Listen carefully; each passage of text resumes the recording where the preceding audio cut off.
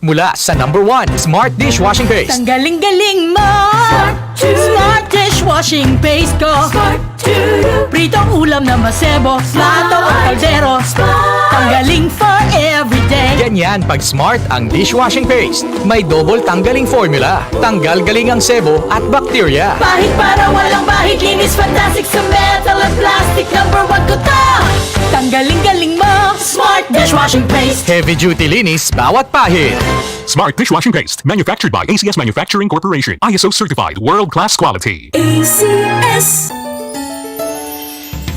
Gandang araw! Ako si Mark Angelo Onte, isang safety officer. Malaki ang responsibilidad ko sa trabaho upang tiyakin na lahat ay maayos at ligtas. Kaya mahalaga ang pag-ehersisyo, tamang pagkain at pahinga. Dagdag pa ang MX3 capsule araw-araw. MX3, ito ang aking forever, walang iwanan.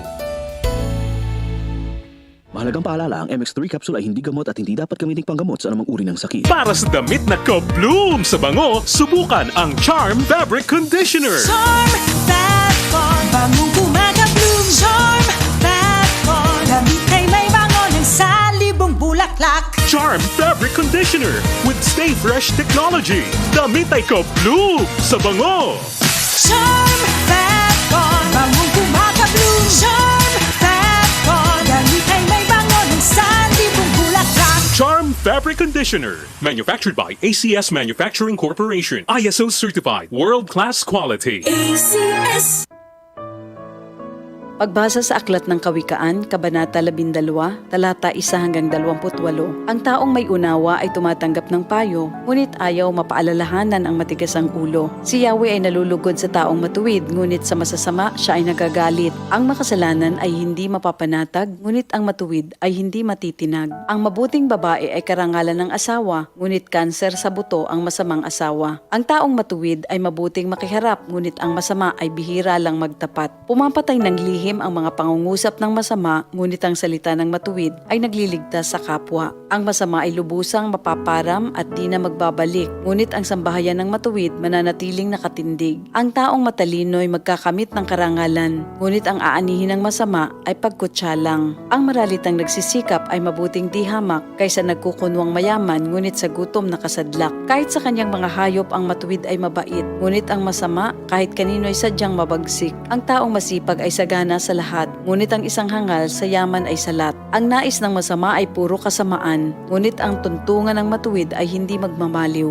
Ang masama ay nahuhuli sa salita ng kanyang bibig, ngunit ang matuwid ay malayo sa ligali. Ang kakamti ng tao ay batay sa gawa o salita, bawat isa ay tatanggap ng karampatang gantimpala. Ang akala ng mangmang ay siya lamang ang tama, ngunit handang tumanggap ng payo ang taong may unawa. Ang pagkainis ng mangmang kaagad nahahalata, ngunit ang mga matatalino di pansin ang pagkutya. Sa pagsasabi ng tapat, lumilitaw ang katarungan, ngunit ang pagsisinungaling ay lumilikha ng kapahamakan. Ang matalas na pananalita ay sumusugat ng damdamin, ngunit sa magandang pananalita, sakit ng loob ay gumagaling. Ang tapat na labi ay mananatili kailanman, ngunit ang dilang sinungaling ay hindi magtatagal. Ang nagbabalak ng masama ay mag-aani ng kapahamakan, ngunit ang nag-iisip ng mabuti magtatamo ng kagalakan. Ang kasamaang palad ay malayo sa matuwid, ngunit ang buhay ng masama ay puno ng ligalig. Namumuhi si Yahweh sa taong sinungaling, ngunit ang tapat ay ligaya niya at aliw. Di agad sinasabi ang alam ng matalino, ngunit kahangalan ay inihahayag ng mangmang na tao. Balang araw, ang masikap, ang mamamahala, ngunit ang tamad ay mananatiling alila. Nagpapahina sa loob ng isang tao ang kabalisahan, ngunit ang magandang balita ay may dulot na kasiglahan. Ang payo ng kaibigang matuwid ay isang gabay, ngunit ang daan ng masama ay tungo sa pagkaligaw. Hindi makakamit ng tamad ang kanyang hinahangad, ngunit ang masikap ay laging may magandang hinaharap. Ang matuwid na landas ay patungo sa buhay, ngunit ang maling daan ay hahantong sa kamatayan. Ito ang salita ng Diyos.